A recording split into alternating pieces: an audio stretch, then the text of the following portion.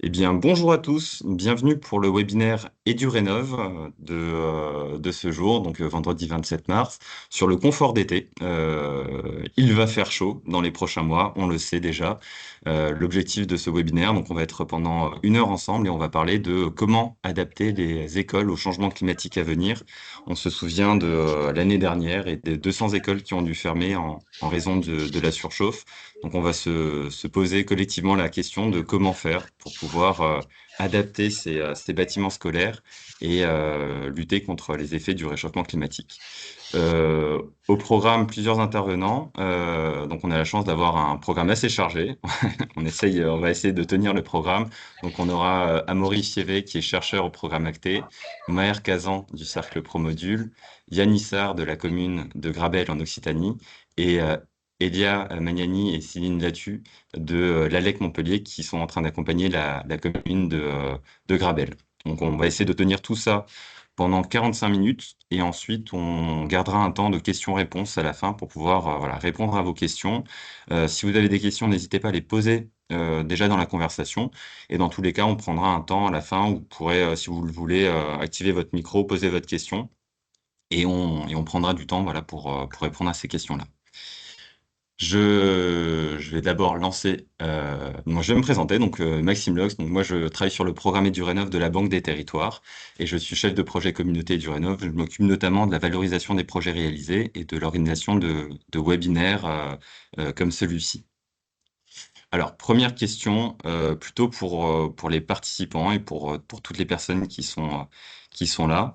De quelle région venez-vous? Ça nous intéresse de savoir si l'adaptation au changement climatique, c'est plutôt une question qui se pose voilà, dans quelle région, dans toutes les régions, avec des spécificités. Voilà, donc il y a un questionnaire qui est apparu normalement chez vous, donc n'hésitez pas à y répondre et on verra les réponses s'afficher en direct. On a déjà des réponses, donc il y a Île-de-France, Occitanie, Auvergne-Rhône-Alpes. Voilà, ça se remplit au fur et à mesure. Normalement, vous voyez les réponses également. Ce dont on va parler aujourd'hui, donc, c'est les causes de la surchauffe et les impacts sur les usagers, sur comment anticiper les prochaines vagues de chaleur et les actions adaptées à chaque contexte, et surtout quelles solutions concrètes peuvent être mises en place pour empêcher les trop fortes surchauffes, voilà, tous les effets du réchauffement climatique. Tout d'abord, en introduction, donc EduRénov, qu'est-ce que c'est? Donc, c'est un programme qui a été lancé par la Banque des Territoires il y a environ 3 ans, qui a un seul objectif, c'est d'aider les collectivités à rénover les bâtiments scolaires, donc faciliter la rénovation des bâtiments scolaires, éducatifs, et bientôt les bâtiments sportifs aussi. Donc, on a fait le constat qu'il y avait près de 60 000 bâtiments scolaires en France, que ça représentait un coût important pour les collectivités et qu'un certain nombre, 80% d'après l'éducation nationale, devaient être rénovés. Donc un gros morceau. Et les bâtiments sportifs, c'est aussi environ 50 000 bâtiments scolaires qui ont qui sont souvent un peu vieux. 40% ont plus de 25 ans. Et ces bâtiments représentent un coût financier assez important. Et une rénovation, on voit des coûts entre 1 000 et 3 000 euros. Et souvent, les collectivités, vous le savez, hein, manquent de ressources pour pouvoir piloter, structurer des projets de rénovation. Donc, EduRénov, c'est vraiment l'objectif d'aider, de vous aider en tant que collectivité à passer à l'action sur la rénovation. Comment intégrer EduRénov? Donc, tous les bâtiments qui sont éligibles, c'est les écoles, les collèges, donc tous les bâtiments scolaires éducatifs, les centres de loisirs, les cantines scolaires également, les bâtiments sportifs. Si vous voulez rejoindre le programme et profiter des accompagnements qu'on propose, c'est gratuit, non engageant. On pourra vous donner un lien dans le chat pour rejoindre le programme si c'est pas encore le cas. On vous demande, pour pouvoir rejoindre, c'est de viser soit 40% d'économie d'énergie, donc c'est aligné avec les objectifs du décret tertiaire, soit avoir, et ça c'est un peu une nouveauté, c'est faire un projet d'adaptation au changement climatique. Donc si vous faites des travaux qui concernent uniquement, entre guillemets, l'amélioration du confort d'été, par exemple, vous pouvez aussi prétendre à l'accompagnement proposé par la Banque des Territoires et les prêts qu'on propose. On propose 3 grands types d'accompagnement: des ressources, de l'ingénierie et du financement. Donc sur les ressources, c'est des guides, c'est des événements comme on le fait ici, c'est des rencontres. En juillet prochain, on fait un gros événement à Lille où tout le monde est invité pour, voilà, pour se retrouver et puis parler de ces sujets. On finance de l'ingénierie, je vais le présenter un peu plus, et surtout on a des solutions de financement. Donc on peut proposer des prêts à long terme qui sont alignés sur les taux du livret A, qui permettent voilà, de financer des gros travaux de rénovation et c'est à votre disposition. N'hésitez pas à nous solliciter sur ces sujets. Concernant les ressources, donc on a réalisé depuis le début du programme EduRénov il y a 3 ans un certain nombre de guides qui proposent des solutions sur différents sujets. Donc comment faire un diagnostic de son bâtiment, comment financer sa rénovation, comment se faire aider, comment rénover un site occupé. Et on a notamment réalisé 3 guides spécifiques qui traitent de l'adaptation au changement climatique, à savoir un guide sur la végétalisation des cours d'école, un guide qui a été fait en partenariat avec le Cercle Promodule. Je pense que Maher t'en parlera un petit peu sur comment rénover les écoles, comment voilà, améliorer le confort d'été, et un tout nouveau guide qui a été réalisé dans le cadre d'un groupe de travail que nous avons piloté en début d'année sur voilà, comment un manuel pour s'informer et agir rapidement, un peu dans l'urgence de l'action avec la surchauffe qui va certainement arriver dans les années à venir. Donc ces guides sont en libre accès sur le site de la Banque des Territoires. Vous pouvez y accéder et les télécharger librement. La deuxième partie donc de l'accompagnement, donc ce qu'on propose, c'est des ressources, de l'ingénierie, du financement. La deuxième partie, donc c'est de l'ingénierie. On a un marché à bon de commande d'ingénierie. On peut faire réaliser des études. Dès que vous avez rejoint le programme EduRénov et que vous avez un besoin d'études, on peut vous aider en faisant réaliser une étude pour vous aider à débloquer une situation, à avancer dans votre projet. Et voilà, on a différents types d'études qui peuvent être réalisées, des appuis techniques, des appuis à l'adaptation au changement climatique, de l'assistance à maîtrise d'usage, de l'appui en ingénierie financière. Et depuis récemment, donc on a voilà, les études qui peuvent être réalisées sur l'adaptation au changement climatique, à savoir des études de faisabilité sur la végétalisation des cours d'école, des plans d'adaptation au changement climatique et des diagnostics express sur l'amélioration du confort d'été. Donc, si vous avez des besoins sur ces critères-là, vous pouvez nous solliciter. On peut vous aider à faire réaliser une étude. Donc, concrètement, on a recruté des bureaux d'études et on leur passe des missions pour qu'ils interviennent chez vous.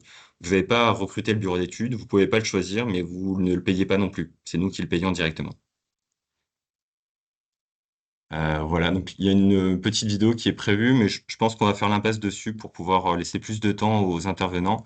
On vous enverra des liens pour pouvoir regarder un peu des exemples de réalisation, mais on a une petite vidéo qui présente des exemples de réalisations concrètes qui ont été réalisées dans plusieurs communes qu'on a accompagnées et qu'on a documentées. On vous met le lien en description pour la suite.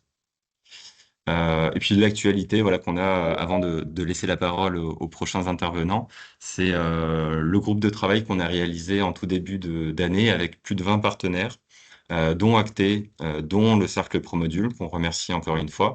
Et voilà, donc c'est un document qui fait une vingtaine de pages et qui liste des solutions techniques très concrètes, qui liste des retours d'expérience, qui liste des ressources qui sont déjà existantes, parce qu'il y a déjà une littérature sur le sujet et qui liste aussi les offres qui sont proposées par nous et puis par différents partenaires, dont notamment l'ingénierie qu'on peut vous proposer pour vous aider à faire des études sur comment adapter les bâtiments, végétaliser les cours d'école de manière très concrète. Donc ce guide est aussi en ligne sur notre site et vous pouvez voir un peu à quoi ça ressemble concrètement. Donc voilà, il y a des exemples de travaux qui peuvent être réalisés et des tableaux assez précis pour vous aider concrètement dans votre projet. J'ai une autre question avant de passer la main à Amaury. Alors, très concrètement, on voulait vous demander où est-ce que vous en êtes dans votre projet de rénovation? Est-ce que vous en êtes plutôt à la définition du projet, aux études préliminaires, à la conception, à la mise en œuvre ou à l'exploitation? Voilà, donc n'hésitez pas à répondre. On verra un peu mieux où vous en êtes et on pourra peut-être adapter un peu les réponses. J'espère que j'ai pas été trop long. Non, j'ai à peu près respecté le timing, vu qu'on a un planning chargé. Amaury Fievé du programme Acté, je te passe la parole sur les sujets, donc notamment la recherche, le doctorat que tu es en train de réaliser au sein du programme Acté. Oui, merci. Bonjour tout le monde. J'espère que je vais rester aussi strict sur le délai. Donc, en effet, je travaille au sein d'Acté sur un projet qui s'appelle Racine et qui vise à, on va en parler juste après, à tester des démarches d'adaptation dans les écoles. Et en parallèle, je fais de la recherche, notamment à l'école des mines de Saint-Étienne, avec une thèse de doctorat sur le même sujet que je prépare depuis 1 an et demi. C'est toi qui bouges les diapos, hein. Ok, merci. Alors, pour parler de Racine, on est sur un projet de recherche-action. Alors, recherche-action, c'est de la recherche qui est menée directement sur le terrain pour mêler le monde académique et la vraie vie, j'ai envie de dire, et qui vise à étudier la mise en œuvre de démarches low-tech au sein d'une école publique pour l'adaptation à la surchauffe. Alors, low-tech, je sais que dedans, il y a tech, mais ça porte un peu à confusion. On va bien au-delà de l'aspect technique. C'est au-delà d'utiliser des techniques qui sont simples, robustes, etc. On est bien sur des sciences qui sont organisationnelles et on s'intéresse notamment à tous les enjeux de gouvernance de l'école. Comment on peut mettre en œuvre une démarche d'adaptation dans ce système de gouvernance qui est complexe et on va donner des exemples juste après. En gros, on peut retenir que dans une démarche low-tech, on part du principe qu'on ne va pas tout régler avec des solutions techniques et qu'il faut mettre de l'humain. Si je dois donner une définition plus grand public. Pourquoi on a fait ça? On s'est rendu compte qu'il y avait déjà pas mal de théories sur le confort d'été. Il y a pas mal de guides. D'ailleurs, vous en avez des très bons qui ont été présentés en début de webinaire. Vous pouvez aller les lire et vous connaîtrez l'essentiel de la théorie, on va dire, sur le confort thermique et la thermique. Par contre, on a du mal à trouver des applications réelles de cette théorie-là et il semblerait que les points de blocage ne soient pas uniquement sur la connaissance des principes théoriques, mais relèvent, comme je l'ai dit juste avant, plutôt de problèmes organisationnels. On se rend compte également que la réglementation n'est pas suffisante pour garantir des bâtiments résilients face aux vagues de chaleur. La réglementation sur le neuf, elle est mieux qu'avant, mais elle n'est pas suffisante. Et en rénovation, il y a quasiment rien en fait. Donc, respecter aujourd'hui la réglementation ne garantit pas du tout que le bâtiment rénové ou construit va pouvoir être résilient face à la surchauffe. Et d'ailleurs, on a plein d'exemples qui nous prouvent le contraire. Et puis enfin, dès qu'on met un peu le nez dans le sujet, la technique, c'est 10% de nos pépins. Et généralement, ce qu'on va appeler l'humain, c'est 90% des autres pépins. Et là, on en rencontre plein avec notamment les élections et les changements de mairie qu'on peut avoir. On en parle juste après. Sur Racine, on a 15 écoles aujourd'hui, bientôt 30, qui testent ces démarches d'adaptation. Et ça a commencé notamment l'été dernier par une phase de diagnostic. Donc, on a mis des capteurs dans les 15 écoles, on a fait l'état des lieux. Et ce que je vous montre ici, c'est la période de canicule qu'on a connue l'an dernier, au mois de juin. Donc, avec le pic notamment sur le 1er juillet, où là, on a eu des centaines, de 2000 écoles de mémoire qui ont fermé un peu partout en France. Ce qu'on constate sur ces deux courbes, donc on voit la courbe qui oscille pas beaucoup en bleu, c'est les températures intérieures pour une salle de classe, et la courbe qui oscille beaucoup et qui monte parfois jusqu'à 40 degrés au cœur de la canicule, c'est la température extérieure. Le premier truc qui saute aux yeux, c'est que on a une température extérieure qui la nuit descend relativement bas, puisqu'on atteint très régulièrement les 20 degrés, alors que dans la salle de classe, on reste aux alentours de 25-30 degrés. Donc il y a vraiment une différence importante de température, et tout ça, c'est de la fraîcheur qui est accessible, pas seulement pour changer l'air et la température de l'air, mais aussi pour se stocker dans les murs, dans les sols, etc. Donc c'est ce qu'on appelle le déchargement nocturne qu'on a relevé nulle part. Sur nos 15 écoles, il n'y a aucune école qui met vraiment une stratégie de rafraîchissement nocturne comment dire, efficace. Et on fait l'hypothèse que c'est le cas dans quasiment toutes les écoles en France. Donc je vous laisse faire le calcul en équivalent clim si on faisait ça dans toutes les écoles. Et pourquoi on ne le fait pas? En fait, c'est pas tellement un problème technique. Alors certes, des fois, il y a des fenêtres qui s'ouvrent pas, ou des fois, il y a des petites fenêtres, etc. Mais ça se règle assez facilement. On se rend compte que le premier point de blocage au sein des collectivités, et tout le monde le sait, c'est les problématiques d'intrusion. On a peur que les personnes rentrent, on a peur que les animaux rentrent, on a peur qu'il pleuve, on a peur qu'il y ait du vent, on a peur qu'il y ait des oiseaux, on a peur qu'il y ait des problèmes avec les assurances. Et on a peur de plein de choses. Et à juste titre, il y a des réelles inquiétudes à avoir, même si tout est relatif par rapport à l'impact de la chaleur sur les enfants. En tout cas, il y a des réelles problématiques. La question, c'est comment on y répond, d'une part. Comment on les relativise, parce que c'est peut-être moins important ou moins grave que d'autres problématiques qu'on peut rencontrer. Et comment on fait rentrer ça dans la culture. Et le mot est lâché. Pour nous, c'est un problème de culture, c'est un problème de société avant d'être un problème technique.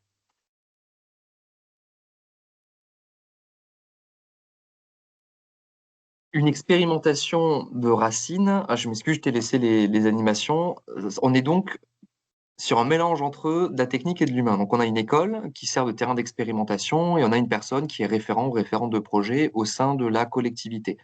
La personne qui est référente du projet met en œuvre la démarche low-tech. Nous, on le fait pas, pour pas créer ce qu'on va appeler des conditions de laboratoire qui fait que ça serait pas réplicable ensuite. Par contre, on va former et accompagner du mieux possible la personne référente pour la mise en œuvre de cette démarche. Donc on en a 15 un peu partout en France pour l'instant, avec différentes architectures, on a différents climats locaux, on a, comment dire, on a 15 écoles qui sont différentes sur plein de sujets. On a différents profils de personnes référentes également. On a des CEP, donc des conseillers en énergie partagée, des économes de flux, des chargés de mission, des élus, également des élus. Et si vous voulez en savoir plus sur la phase de diagnostic, j'accélère pour parler du plus important. Vous avez un lien cliquable sur le site internet d'Acté avec un 20 pages qui fait un peu l'état des lieux de l'instrumentation l'été dernier. Alors, on vous partage la méthodologie qu'on a utilisée. Alors, je le dis tout de suite, vous ne pourrez pas tout faire d'ici cet été, ça c'est clair. Nous, on y est depuis septembre et on est loin d'avoir terminé. Là, il reste quelques semaines, il va falloir revenir à l'essentiel. Et après, je vous partagerai quelques éléments que vous pourriez faire d'ici cet été. En tout cas, en un an, comment on a fait? Déjà, l'été dernier, on a fait un audit du bâtiment sous la forme d'un POE. Donc, c'est assez nouveau, on va dire, en France, en tout cas dans le monde professionnel en France. Il n'y avait que quelques acteurs qui le mettaient en œuvre jusqu'à maintenant. Ça consiste en une analyse croisée de capteurs de temps, enfin, relevé de température dans les écoles, une visite technique et puis surtout un questionnaire qu'on envoie à destination des usagers. Et c'est vraiment le croisement de ces trois approches qui nous permet d'avoir le meilleur état des lieux sur le bâtiment. Ensuite, on a la deuxième phase qui consiste à passer à l'action. Donc, on travaille sur 5 axes. Euh, dans la diapo juste après, Maxime. Donc, sur 5 axes qui sont, nommons-les, adapter, protéger, décharger, rafraîchir et former. Très rapidement, puisque tout ça, vous pourrez le retrouver sur le site internet. Adapter, on va plutôt parler d'adaptation organisationnelle, faire cours ailleurs, faire cours différemment, qui s'occupe de quoi, vraiment mettre en place la gestion de la chaleur dans la gouvernance de l'école. On a ensuite la thématique protégée, en d'autres termes, rayonnement solaire. Il n'y a pas de secret. Si vous voulez que votre école elle reste au maximum au frais, il faut empêcher le soleil de rentrer. Une fenêtre qui est exposée et qui n'est pas protégée, c'est l'équivalent d'un radiateur que vous laissez allumer toute la journée. C'est ça l'ordre de grandeur qu'il faut retenir. Donc une école qui est résiliente face aux canicules et à la surchauffe, c'est une école qui ne laisse pas rentrer le soleil avec tous les débats qu'on peut avoir sur la luminosité naturelle, etc. En tout cas, pour se protéger du soleil, de la surchauffe, c'est ce qu'il faut faire. Décharger, on vient d'en parler, donc c'est ouvrir la nuit les fenêtres, les ouvrants, utiliser peut-être une VMC si vous avez une ventilation mécanique, vous pouvez mettre en mode nuit, débit à fond et ça va permettre de décharger thermiquement le bâtiment. Rafraîchir, on est sur les brasseurs d'air, c'est assez efficace, pas une solution miracle, mais presque, et ça permet quand même de substantiellement améliorer le confort pour des consommations raisonnables. Et enfin, surtout le plus important, ça va être la thématique formée. Au final, je pense que là, on a pas mal de personnes qui nous écoutent, qui sont au sein de collectivités. Vous n'allez pas y aller dans l'école. Donc, ce que vous pouvez faire, c'est former les personnes à gérer les canicules et à gérer la surchauffe. Quels sont les bons gestes à connaître et plein de choses que plein de gens ne savent pas sur le confort thermique et comment l'améliorer à moindre coût, j'ai envie de dire. Donc ça, c'est la partie la plus importante que vous pourrez mettre en œuvre, en particulier d'ici cet été. Ensuite, on terminera donc cet été avec une phase de diagnostic, c'est la même. En fait, on fait la même méthode. On pose des capteurs, bon, en l'occurrence, ils sont déjà posés. On fait une visite du bâtiment et on renvoie un questionnaire. On compare été 2025, 2026. On note ce qui a marché, ce qui a moins bien marché, et après, on s'améliore. Je vous invite à faire la même chose. La méthode, elle est là. On continue de partager des articles pour détailler un peu plus ce qu'on fait, mais c'est quelque chose que vous pouvez déjà mettre en œuvre aujourd'hui dans vos écoles. Sur la diapo suivante, je vous donne quelques actions, sans rentrer dans le détail, puisque Elia le fera mieux tout à l'heure, euh, sur ce qu'on va faire dans certaines écoles. Par exemple, pour gérer la ventilation nocturne, donc le déchargement, certaines écoles vont mettre des gardiens sur les périodes chaudes. Voilà, ça nécessite pas de travaux et ça permet de gérer les problématiques d'intrusion. Vous pouvez aussi poser des barreaux aux fenêtres. Alors, je sais que les écoles, c'est pas des prisons, etc. Mais il y a des barreaux qui sont très jolis. Et dans des pays où il fait historiquement chaud, en fait, ils ont des barreaux aux bâtiments publics. Et c'est normal pour eux. Ça fait partie de la culture. Donc, la question, c'est est-ce que nous, on a envie de devenir ce genre de culture ou pas? On n'a pas trop le choix. Euh, on peut préparer quelques lieux de fraîcheur, c'est-à-dire quand il fait trop chaud dans l'école, où est-ce qu'on peut aller pour ne pas fermer l'école et renvoyer les enfants chez eux? On a peut-être une salle communale qui est en pierre et qui fait office de protection. On peut même avoir une salle qui est déjà climatisée. Du coup, en cas de vraiment de pépin, on peut mettre les enfants dedans. C'est pas... On peut même aller dans l'église, pourquoi pas. C'est des bâtiments qui sont au frais en tout temps de l'année. Il faut se poser des questions sur l'usage de ces bâtiments. Je vous ai parlé de la VMC, je vous ai parlé des brasseurs d'air. Avant de passer sur la dernière diapo, puisqu'on lance Racine 2, c'est en cours, je voulais bien insister sur le fait que vous ne pourrez pas mettre ça en place tout comme on a fait d'ici cet été. Le timing est trop serré et il ne faudrait pas non plus se précipiter et regretter son choix. Ce que vous pouvez faire, ce que je vous invite à faire pour adapter votre école d'ici cet été, en priorité, ça va être de trouver des lieux refuges. Quels sont les lieux frais, intérieurs ou extérieurs près de l'école, où on peut emmener des enfants en cas de pépin, c'est-à-dire s'il fait trop chaud dans l'école. Donc, c'est lister ces lieux, voir quelles sont les conditions pour y faire cours, y faire un petit tour pour vérifier la sécurité. Voilà, il y a déjà de la documentation sur la classe dehors sur Internet. Gérer le qui fait quoi, qui prend la décision, quand est-ce qu'on prévient les parents, est-ce qu'il faut prévenir les parents en avance, etc. Ensuite, en termes de travaux, brasseur d'air, il faut utiliser la méthode Brass. Il y a un autre projet de recherche qui s'appelle Brass, je me dépêche. Et surtout sur la thématique formée, il faut aller appliquer, former les personnes à la gestion, on va dire, des protections solaires s'il y en a, de l'ouverture des fenêtres, c'est très important. Pour les plus gros travaux, ça va être compliqué d'ici cet été. On a lancé Racine 2. Donc, on a 15 nouvelles écoles. Vous avez un dossier de candidature qui est disponible sur le site internet d'Acté, sur la page du projet Racine. Le lien est cliquable, je vous le remets dans la conversation. C'est ouvert jusqu'au 22 avril, ça va très vite. Et on sera ravis de vous accompagner si vous êtes sélectionné par le jury. Je termine ma présentation, je suis à 13 minutes au lieu de 10. Merci beaucoup, Amaury. C'était un peu ambitieux de tout dire en 10 minutes, c'est vrai, mais je contrains. Merci pour ça. Donc, appel à tous ceux qui sont intéressés. Vous pouvez candidater donc à ce programme de recherche Action pour pouvoir avoir un accompagnement de la part de Acté. On comprend dans ta présentation qu'il y a à la fois des solutions techniques et à la fois des solutions un peu de l'innovation technique, de l'innovation aussi organisationnelle, un peu low-tech. Donc, il y a plusieurs choses à faire en urgence ou alors à prévoir sur le long terme. Avec EduRénov, on peut vous aider aussi sur de l'ingénierie. Donc, on peut faire des audits flash pour voir qu'est-ce que vous pouvez faire en priorité ou programmer dans le temps. Donc là, on peut aussi vous accompagner éventuellement sur de l'ingénierie. Et je pense que ça fait une bonne transition aussi avec la suite de la présentation. Maher, donc, qui est chargé de projet Polytechnique au sein du cercle Promodule et qui est assez expert sur ces sujets. Maher, à toi la parole. Merci beaucoup, Maxime. Donc, je me présente, donc Maher Kazan, je suis du Cercle Promodule. On peut peut-être voir la slide d'après. Donc, nous, on est un fonds de dotation dans la transition énergétique du bâtiment. On travaille pour l'intérêt général sur la montée en compétence de la filière du bâtiment global, sur les enjeux climat, sur les sujets énergétiques et les sujets évidemment d'adaptation du bâtiment au changement climatique. Donc, parmi nos travaux, nos thèmes de travaux, les questions de surchauffe, les questions d'adaptation aux vagues de chaleur, ça prend une partie très importante de nos travaux.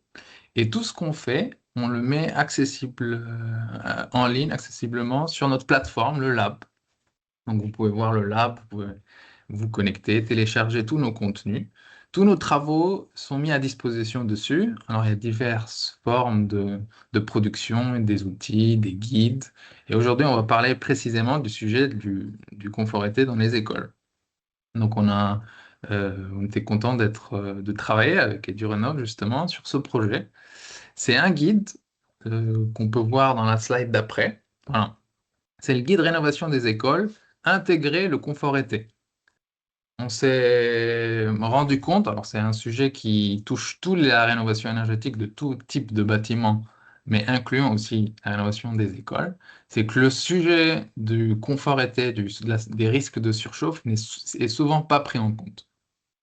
Donc l'idée de ce guide, c'était de dire, dans une démarche de rénovation, sensibiliser sur l'importance de prendre en compte les sujets d'inconfort.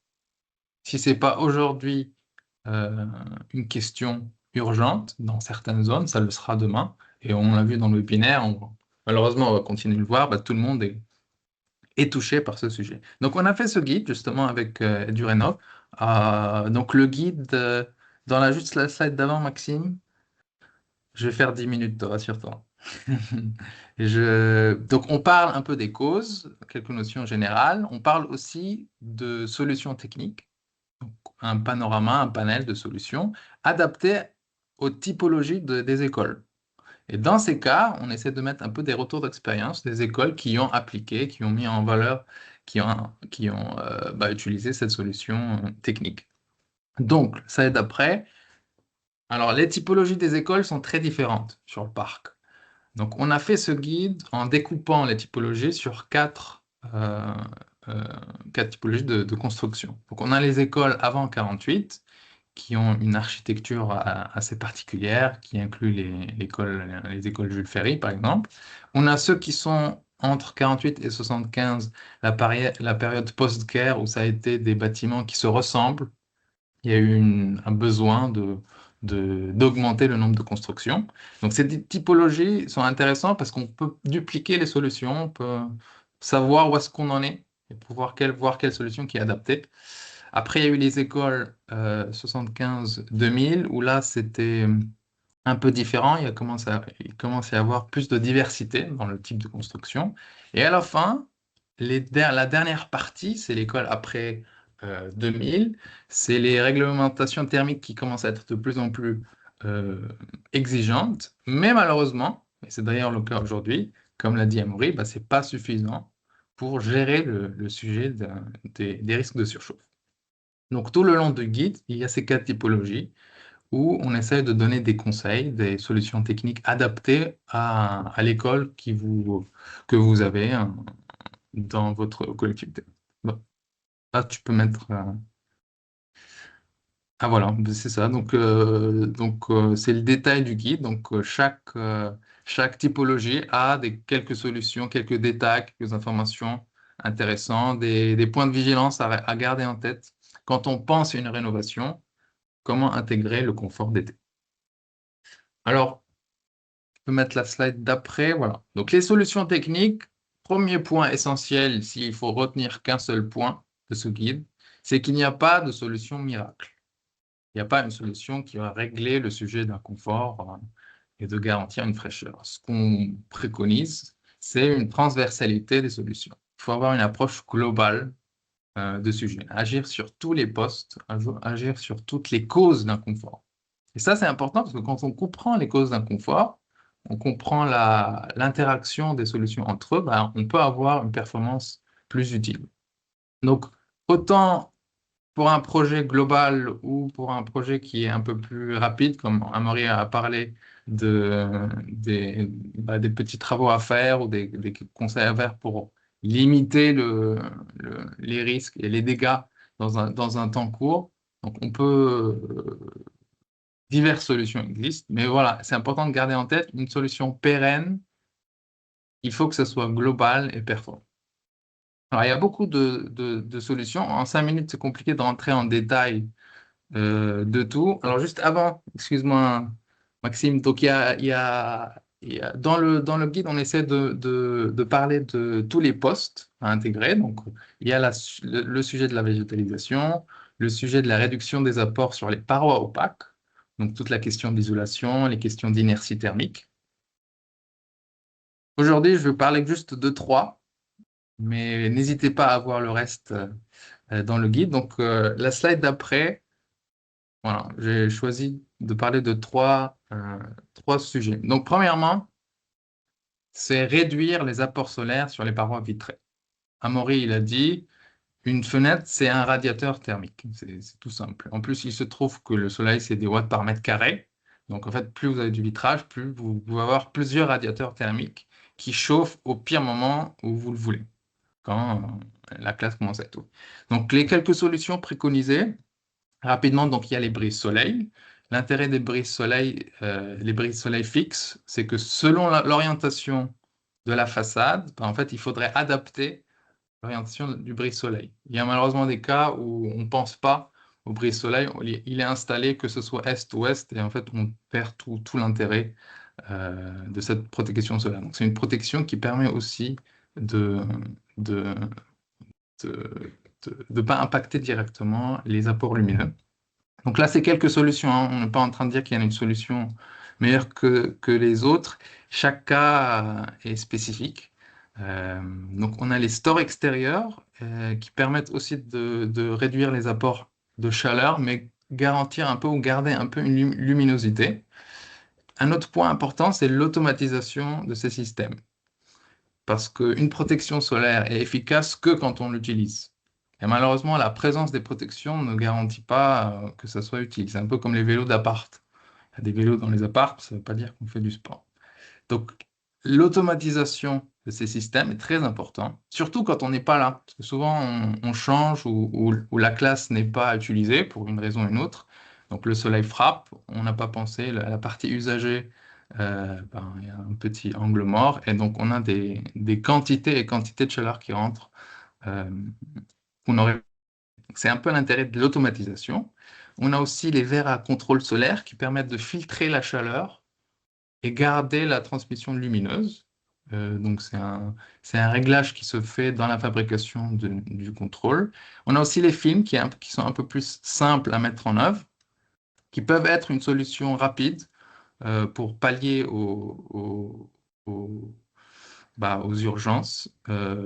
Quand ils sont bien faits, quand ils sont bien mis en œuvre, bah, ça peut être une bonne solution. Mais gardez en tête que c'est des solutions qui peuvent se combiner. Ce n'est pas une seule solution technique unique. Celle d'après, c'est la ventilation.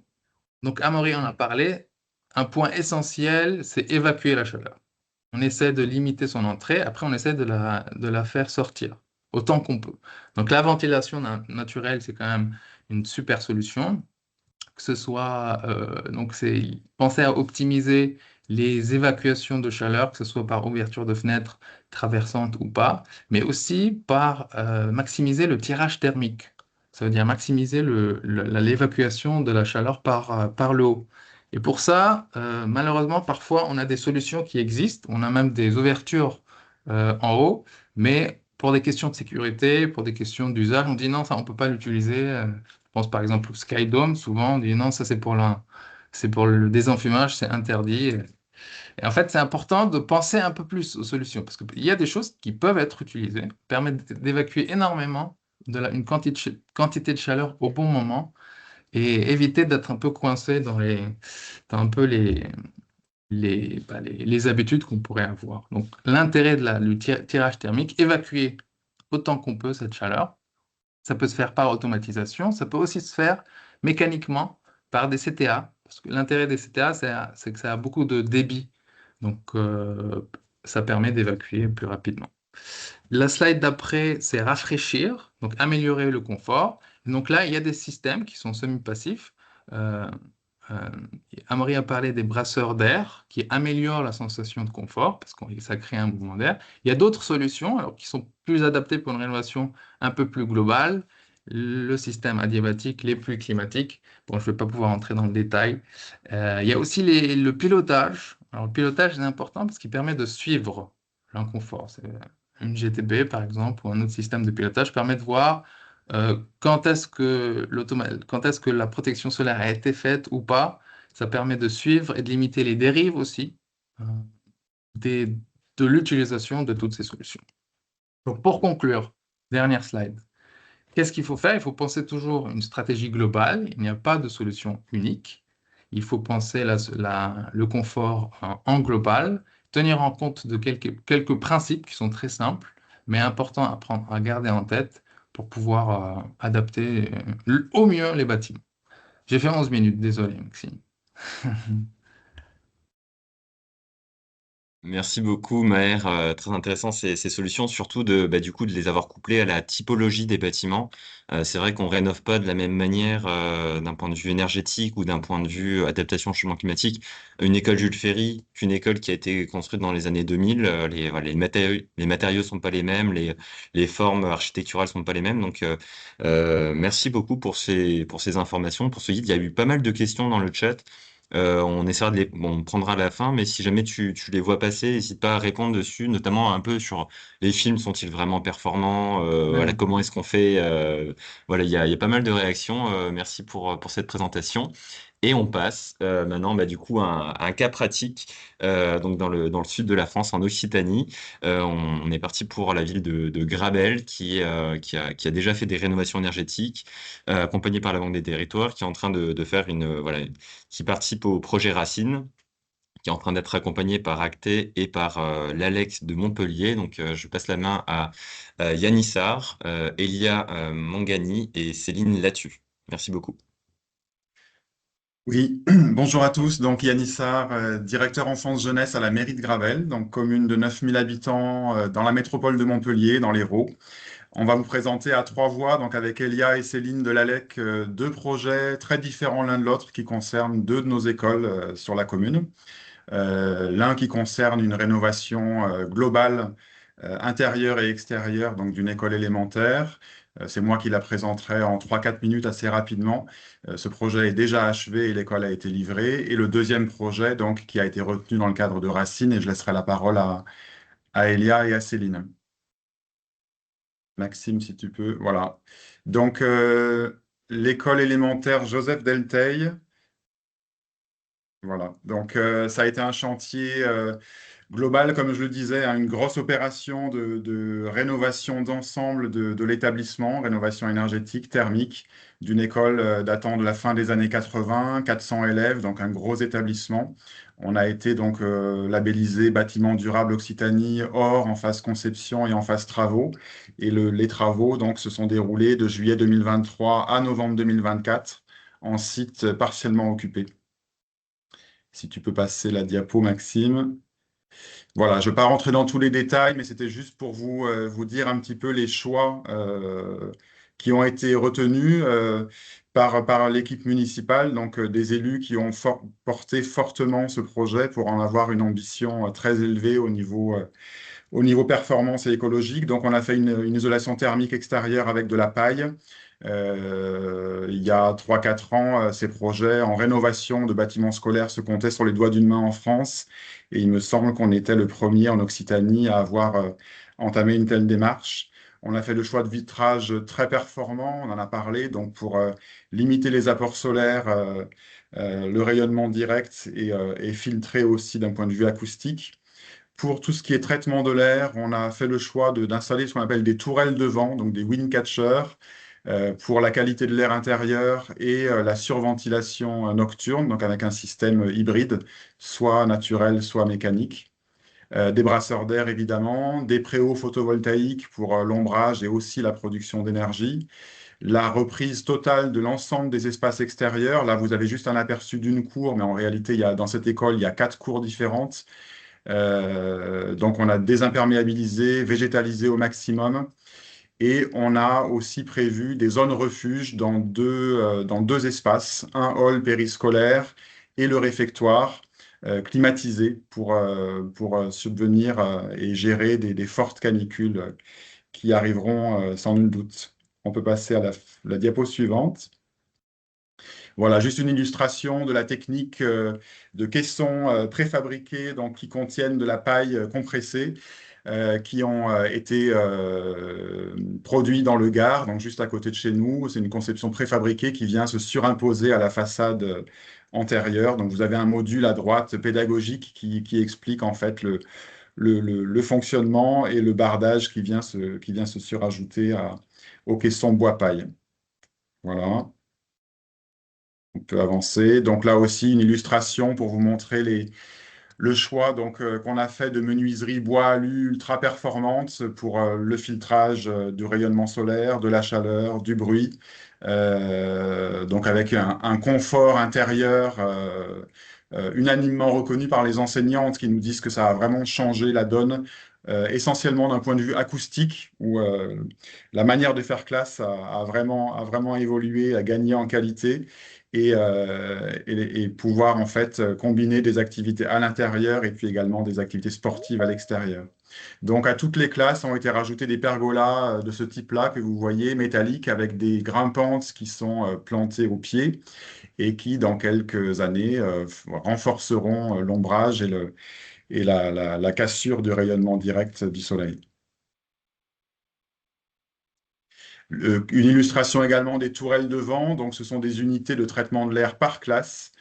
Vous avez donc en toiture un visuel qui vous montre un peu voilà, ces petites tourelles qui viennent donc s'installer sur la toiture, et une photo de l'intérieur où vous avez donc ce bloc qui fonctionne donc à la fois en mode naturel lorsqu'il y a de l'air extérieur qui vient ventiler naturellement l'intérieur, et qui peut aussi donc avoir un fonctionnement mécanique lorsque l'air est insuffisant pour renouveler l'air et surventiler l'été, la nuit. Des brasseurs d'air évidemment qui sont installés dans tous les espaces. Je termine là avant de passer la parole à Elia et Céline. Donc là, on est vraiment, comme vous l'avez compris, sur une rénovation globale, donc avec un coût évidemment qui est important. On a bénéficié pour cela, Maxime l'a dit, d'un prêt et du Rénov Banque des Territoires, donc 2,4 millions. Et on a quand même pu bénéficier de plus de 2,3 millions de subventions sur l'ensemble de l'opération. Voilà, donc maintenant je laisse la parole. Il y a une dernière diapo pour faire la transition, si je ne me trompe pas. Voilà, je laisse la parole à Elia et Céline qui vont présenter donc où on en est sur notre deuxième école, donc une école maternelle Jean Poncy, où on est sur une optique, vous l'avez compris, totalement différente, puisque Amaury en a parlé, en ayant intégré ce programme de recherche Racine. Voilà, je vous remercie. Merci Yann. Je prends la main directe. Du coup, donc sur l'école Jean Poncy, donc avec le projet Racine, on est parti sur un diagnostic avec donc visite, instrumentation des classes au mois de juin dernier et questionnaire. Donc là, vous avez un visuel de l'école qui est orienté vers le nord. Donc ici, on a des vents qui arrivent aussi du nord. Donc l'école a la cour bien protégée des vents. Et on a des petites tourelles au-dessus des couloirs. On a une cour avec de l'asphalte, mais on a quelques arbres de haute tige. Et on a des salles avec des grands volumes. C'est une école qui date de 2001, qui est très fonctionnelle, mais où le taux d'inconfort estival a été de 87% d'après le questionnaire, où on a eu presque 90% de taux de réponse. Donc la plupart des gens se trouvent en situation d'inconfort. On peut passer.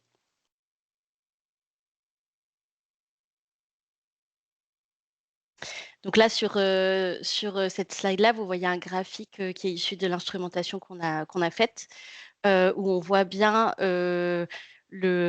à gauche qu'en fait, la température extérieure en la nuit est très basse, tandis que la journée, on a un bâtiment qui maintient, pendant la nuit et la journée, il y en a un bâtiment qui maintient sa température qui est due à l'inertie du béton. Donc, en fait, on a un grand potentiel de rafraîchissement grâce à la ventilation nocturne. Et on voit aussi en fin d'après-midi, entre 16 et 18 heures, c'est probablement le moment où il y a le pic de chaleur qui est ressenti et où du coup, les usagers vont ouvrir les fenêtres pour pouvoir avoir une sensation de courant d'air. Et en fait, ça dégrade leur température. Donc, on voit qu'il y a quand même pas mal de choses à faire et sur les usages et le rafraîchissement du bâtiment et sur le décharger pendant la nuit. On peut passer à la prochaine slide. Donc ça, on en a déjà parlé tout à l'heure, je ne vais pas y revenir. On a les axes décharger, protéger, rafraîchir, mais aussi adapter et former les usagers. Je peux passer. Donc là, spécifiquement, avec les services techniques de la ville et suite au diagnostic, on a quand même consulté les parents d'élèves, les usagers, la direction de l'école, etc. On est parti sur un plan d'action thématique. Donc, pour décharger, on voulait évaluer si le débit de ventilation nocturne était suffisant. On a parlé déjà des contraintes organisationnelles, techniques et financières que ça implique, puisque remplacer des menuiseries par des panneaux à ventelle ou automatiser des ouvertures, ça a un coût. Donc on va être sûr que ça vaut le coup. Donc on va demander on peut passer à la slide suivante. Sur 15 jours au mois de juin, on va demander un gardiennage donc nocturne, où donc le gardien va ouvrir les fenêtres des façades, rester toute la nuit et les fermer le matin. L'idée, c'est vraiment d'avoir de la sécurité du site et puis d'avoir quelqu'un pour ouvrir et fermer les ouvrants puisqu'il n'y a pas il n'y a pas d'usagers sur site aux heures où il fait vraiment frais. Donc pour ça, il y a quelques travaux préalables, réparer les fenêtres qui sont pas tout à fait fonctionnelles, vérifier que les portes intérieures fonctionnent bien, qu'il y a des cale-portes, donc voilà, plein de petits détails pour être sûr que ça fonctionne. On peut passer au suivant. Donc là, j'ai montré sur cette slide les trois types d'ouvrants qui seront ouverts la nuit. Et en plus de ça, dans le couloir, donc dans cette tourelle, donc sur la photo centrale, on va rajouter un brasseur d'air qui fera de la déstratification, donc qui tournera en sens inverse, qui va donc pousser l'air vers le haut pour améliorer le tirage thermique qui pourrait se faire naturellement. Donc c'est aussi un test. Donc en fait, pour tester les résultats de tout ça, on va garder l'instrumentation sur l'été prochain. Je continue. Le deuxième point, ça va être pour protéger le bâtiment. Donc là, en fait, on veut voir si la position et la typologie des protections solaires qu'on propose est la bonne, puisque l'idée, c'est vraiment de végétaliser la cour en régie et d'avoir plutôt des protections solaires végétales. Donc ça prend des années à se mettre en place, à pousser, et puis ça se réfléchit bien en amont. Donc là, pour vraiment protéger le bâtiment et la cour, on va tester avec des voiles. On peut passer. Donc, ils sont notés en vert sur le schéma. On va mettre des voiles en fibre de coco, donc des voiles parfois verticaux, parfois horizontaux. L'idée, c'est de protéger des espaces de jeu extérieurs, mais aussi de protéger des façades et des vitrages. On a choisi ce matériau parce qu'on a une entreprise qui fait ça pas très loin d'ici et parce que c'est compostable. Donc, dans quelques années, quand les végétaux auront pris, soit les équipements voiles sont en très bon état, on peut le réutiliser ailleurs, soit ils ont bien vécu leur vie et on peut les composter. Et sur certains vitrages spécifiques qui sont indiqués en jaune, on va soit mettre des films solaires, soit des persiennes. La question se pose parce que voilà, le film solaire, il a une durée de vie, une efficacité limitée et que les services techniques se forment pour installer les persiennes, faire leurs propres persiennes sur vitrage. Donc c'est encore en question, mais on y est presque. On peut passer à la prochaine. Voilà, donc là, si tu peux cliquer, il y a des animations. Donc j'ai montré à chaque fois la protection solaire, l'ombrage que ça fait en plus sur le bâtiment, donc pour protéger des rayonnements directs et indirects. Les photos datent du mois de mai, donc ce sera encore plus efficace plus tard. On peut passer. La troisième point, donc, c'est rafraîchir. L'idée, c'est d'évaluer la différence de ressenti dans les classes avec et sans brasseur d'air et de vérifier aussi le plan de calpinage, donc les modèles, est-ce que acoustiquement, est-ce que la vitesse d'air, est-ce que niveau sécurité, est-ce que le système de commande centralisé, en fait, on va vraiment mettre ça en test sur 2 classes, une dans chaque aile. Tu peux passer la slide. Donc là, on voit le plan avec l'endroit où on met les brasseurs un peu partout et les 2 zones en rouge qui seront test. Donc là, il y a un cahier des charges brasseur que vous pourrez reconsulter. Je vais pas le détailler, mais il y a plein de petites choses à mettre en place pour que le brassage soit bien uniforme et qu'on n'ait pas installé un équipement pour rien, grâce au guide brasse notamment. On peut avancer. On a des classes avec des usages spécifiques, donc comme l'UM avec des enfants qui sont sur le spectre autistique. Donc là, on ne va pas pouvoir mettre de plafonnier à pales ou de ventilateur à pales. On va tester des modèles donc sans pales sur pied. Et si on fait sur pied et pas plafonnier, c'est parce que sur les modèles plafonniers, on a des retours d'expérience de problèmes de son, notamment que ça fait quand même du bruit et qu'il peut y avoir de la perturbation visuelle. Donc là, c'est vraiment aussi dans cette démarche low-tech et d'adaptation, c'est-à-dire on regarde vraiment les besoins des personnes et on cherche la solution la plus adaptée. On peut avancer. Et je laisse la parole à Céline pour détailler les coûts du plan d'action. Merci. Du coup, moi, je reprends la suite, oui, pour vous expliquer un petit peu combien ça va coûter ce projet test. Déjà en 2026, du coup, tout ce qui a été présenté par Elia, donc ça a forcément un coût et on va commencer un petit peu le remplacement au niveau des menuiseries ou brise-soleil selon ce qui va effectivement être choisi par la commune, ce qui aura été le plus efficace. Et aussi, la commune fait un travail sur tout ce qui est acoustique sur ce bâtiment et aussi système de chauffage en parallèle. Même si ça ne rentre pas dans Racine, c'est quand même des choses sur lesquelles la commune a envie d'avancer aussi sur cette rénovation. Et du coup, on va certainement commencer à lancer les études. Donc, on vous a mis une fourchette de coûts parce que les devis sont déjà en cours. Les travaux vont commencer en avril, donc aux prochaines vacances. Donc, c'est déjà bien défini au niveau du coût. Et sur cette année 2026, ça sera aussi l'occasion de faire les 2 derniers points du projet Racine, c'est-à-dire adapter et former. Donc là, il y aura, le projet sera plutôt porté par l'ALEC avec des échanges et des retours d'expérience avec Racine et les autres écoles qui sont dans cette démarche-là. Et puis en fin 2026, on pourra effectivement regarder un petit peu avec tout ce qui aura pu être mis en place au niveau des sondes de température et autres. On pourra faire un bilan et une comparaison par rapport à l'année d'avant et évaluer un petit peu voilà, ce qu'aura pu donner ces tests mis en place. On peut passer à la slide suivante. Donc, nous, on continuera. Donc, même si Racine s'arrête, nous, on continuera donc avec la commune. En 2027, donc, la commune commencera à bien faire les travaux par rapport à cette phase test. Qu'est-ce qui a fonctionné ou pas? Et du coup, commencer à bien développer les solutions dans les autres classes un peu partout. Et on lancera les études. Et donc, la continuité, c'est qu'en fait, la LEC va pouvoir continuer à instrumenter en fait le bâtiment et continuer à faire un suivi au niveau des températures et du ressenti des usagers par des retours de questionnaires. Donc ça, c'est sur l'année 2027.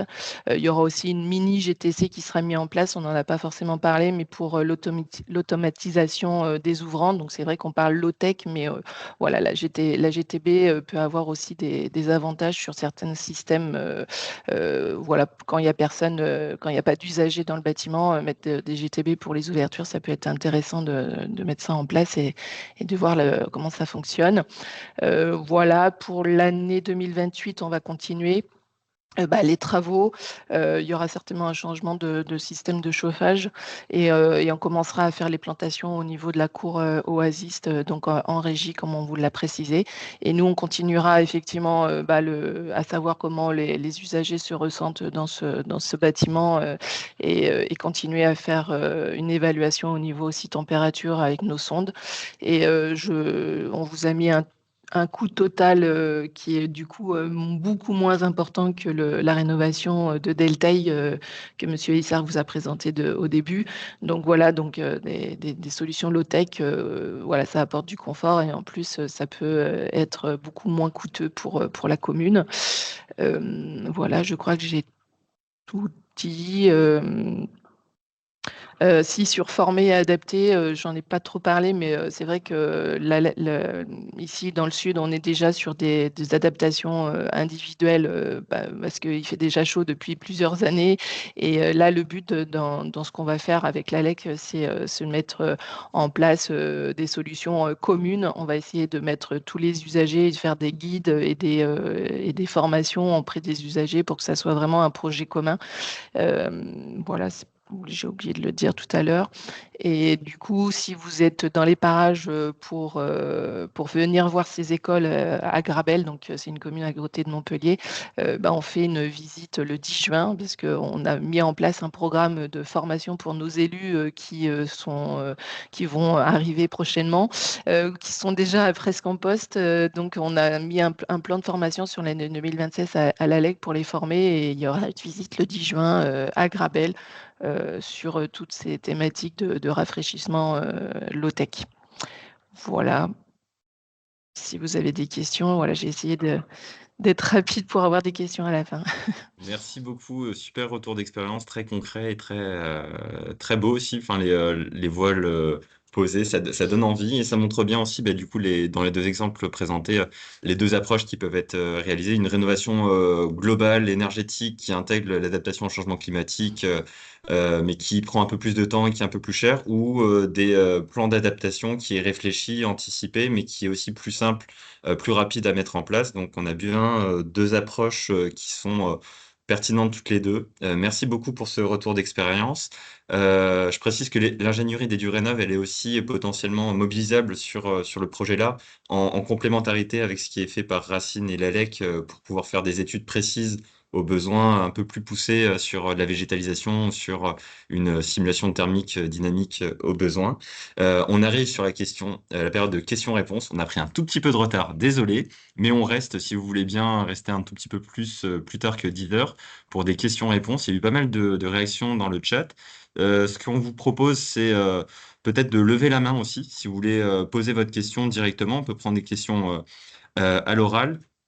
Donc vous avez un bouton au milieu de l'écran en haut qui s'appelle lever la main. Donc vous pouvez cliquer Moi, dessus pour pouvoir je lève la main. aller.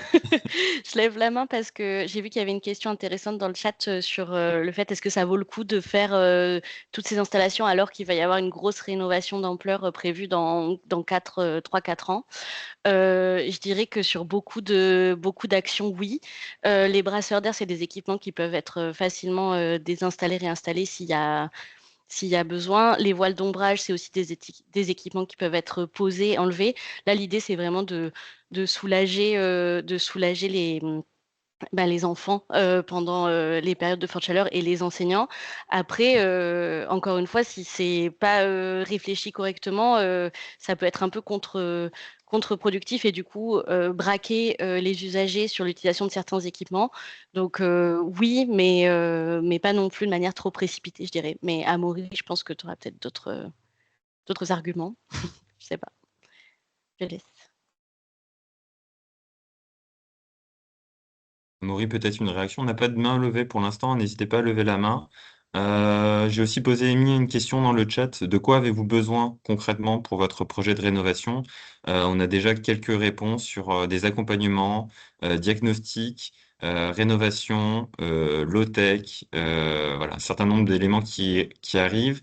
C'est assez cohérent par rapport à l'autre question qui avait été posée où en êtes-vous dans votre projet de rénovation? Et vous êtes plutôt, ceux qui sont présents aujourd'hui sont plutôt au début de la rénovation, plutôt sur la définition du projet ou sur un cours d'études préalables. Donc, on est là. Enfin, l'idée, c'est aussi de dire que le programme du Rénov, le Cercle Promodule, Acté, les ALEC, d'autres acteurs, les CIE sont là aussi pour vous accompagner dans vos projets.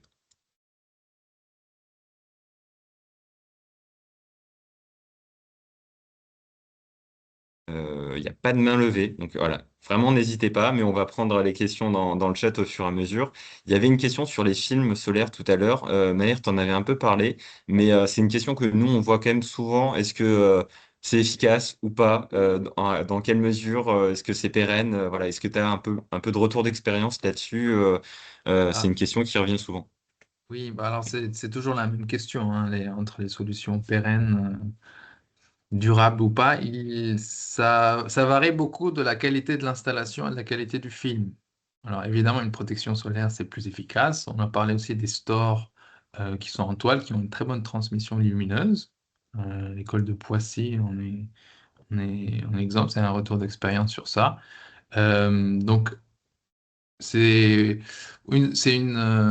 pour une solution d'adaptation en urgence, ça peut être une bonne solution, oui, si elle est bien mise en œuvre, en attendant une solution un peu plus durable, une protection solaire performante ou autre. C'est toujours lié aussi à la qualité, comme on dit, de la mise en œuvre, hein. Merci, ouais. Donc la vraie réponse, c'est ça dépend, mais ouais, C'est la qualité une de mise en œuvre, réponse un c'est peu plus longue que ça dépend. Voilà. Merci beaucoup. Il y a une question aussi sur les systèmes adiabatiques. Est-ce qu'on peut un peu expliquer ce que c'est le système de rafraîchissement par évaporation de l'eau? Là encore, les prévisions du risque de légionnelle, par exemple. Est-ce qu'il y a un risque de légionnelle pour ces systèmes? On parle aussi parfois de consommation d'eau. Est-ce que c'est toujours, je ne sais pas si tu as peut-être ça s'adresse plutôt à toi, effectivement, Maher, Oui, mais est-ce que tu as des informations sur la consommation d'eau de ces équipements? Comment ça fonctionne globalement? J'avais en tête que ça consomme 10 fois moins qu'une climatisation classique. Est-ce que c'est vrai? oui. Bah alors, y a pas de système thermodynamique dans le rafraîchissement adiabatique. Donc, ça fonctionne tout simplement sur l'évaporation de l'eau. C'est l'air chaud qui passe par un échangeur qui est rempli d'eau. Alors, il y a plusieurs types aussi hein, dans l'adiabatique. Il y a des adiabatiques qui sont reliés à la CTA. Donc, la CTA combiné à la CTA, qui est à la batterie froide éventuellement. Donc, il y a c'est couplé à un système de traitement d'air de la centrale. Dans les solutions qui existent, en fait, c'est géré, hein, les risques de contamination. Et il y a aussi les cas où c'est du direct, c'est suivant les situations. Donc, c'est l'évaporation de l'air. C'est pour ça qu'il n'y a pas de compresseur, il n'y a pas il y a pas de système qui augmenterait la consommation. Alors, évidemment, c'est du passif, semi-passif. Ça n'a pas l'efficacité d'un système thermodynamique, mais c'est une très bonne solution passive, semi-passive. Merci. Alors, il y a eu pas mal de questions, réactions dans le chat, mais je pense qu'on ne pourra pas toutes les prendre. Je rappelle peut-être que l'enregistrement de ce webinaire et la présentation sera envoyé à tous dans la journée, peut-être si on a le temps. On mettra aussi les coordonnées des intervenants. Donc, Acté, Cercle Promodule, Grabel et l'ALEC de Montpellier pourront être consultés par la suite si vous avez des questions. Donc, vous pourrez leur poser des questions. Je reprécise peut-être aussi que donc nous, on peut, au sein donc de la Banque des Territoires, le programme EduRénov, on peut vous accompagner sur la partie d'ingénierie. Donc, si vous avez vous savez pas vraiment comment vous y prendre, on peut faire réaliser un audit énergétique rapide sur le confort d'été, vous aider à faire un diagnostic de la cour pour la végétalisation, et on a le reste de l'offre d'accompagnement aussi pour la rénovation globale. On peut toujours se poser la question, est-ce que du coup on fait un projet uniquement d'adaptation ou l'intègre dans une rénovation globale? Ça, c'est des questions intéressantes à se poser de toute façon. Je vous propose qu'on conclue un peu ce webinaire. J'ai encore deux, trois diapos de conclusion. Donc, on a eu pas mal de réponses sur de quoi avez-vous besoin pour la rénovation. Donc, moi, j'ai bien compris qu'il y avait aussi des éléments sur l'accompagnement, l'ingénierie, le financement. Donc là-dessus, on peut effectivement vous aider. Sur la suite, on organise régulièrement des webinaires. Donc aujourd'hui, on est sur le webinaire Il va faire chaud, qui a lieu à 9 heures. Cet après-midi, on en fait un autre adapté au climat tropical. Donc c'est un peu les mêmes problématiques, mais finalement, c'est dans des autres endroits. Donc ce sera à 15 heures, heure de Paris, mais spécialisé sur les Outre-mer. On peut vous mettre le lien aussi dans le chat pour retrouver les inscriptions. On en fait un autre le 30 avril, spécifiquement sur l'ingénierie. On va vous parler de voilà, comment solliciter l'ingénierie technique de EduRénov, comment solliciter une prestation, comment ça va se passer, quels sont les délais de réalisation. On en fait un autre le 22 mai voilà, sur un peu plus l'accueil dans le programme pour les nouveaux. Et puis le 12 juin prochain sur les matériaux biosourcés sur la préfabrication. Il y avait un bon exemple de mur préfabriqué avec de la paille à Gradel. Donc on va parler de ces sujets-là aussi un peu plus longuement. Un autre point qu'on voudrait vous partager, c'est qu'on organise actuellement des prix de la rénovation. Donc l'objectif, c'est de récompenser des projets qui ont été réalisés, donc des projets finis de rénovation d'école. Donc si vous avez déjà rénové un bâtiment, et que vous pensez que c'est une belle rénovation, n'hésitez pas à candidater. Vous avez jusqu'au 30 avril pour déposer une candidature. Donc, c'est des prix qu'on organise avec plusieurs partenaires. Donc, il y aura plusieurs catégories de prix, plutôt sportifs, CAPEB, Ordre des architectes et Département de France. Donc, voilà, n'hésitez pas à candidater. On vous mettra en lumière et puis vous aurez une petite récompense à cette occasion-là. Dernière information, pas des moindres, si vous avez toute question sur la partie accompagnement, financement. Donc, sur les accompagnements sur l'ingénierie, au sein du programme EduRénov, on peut vous aider. Mais si vous avez une question spécifiquement sur le financement des projets, donc comment réaliser un prêt auprès de la Banque des Territoires, donc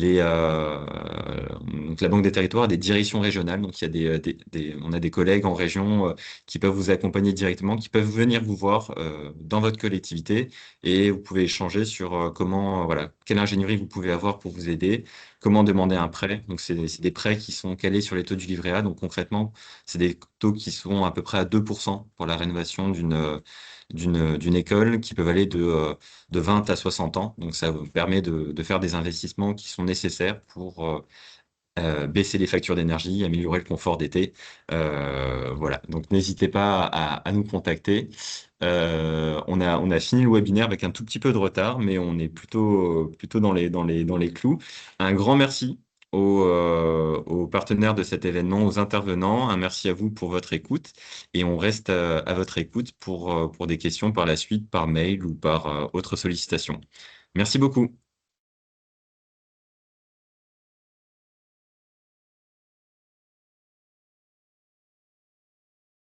Merci, au revoir.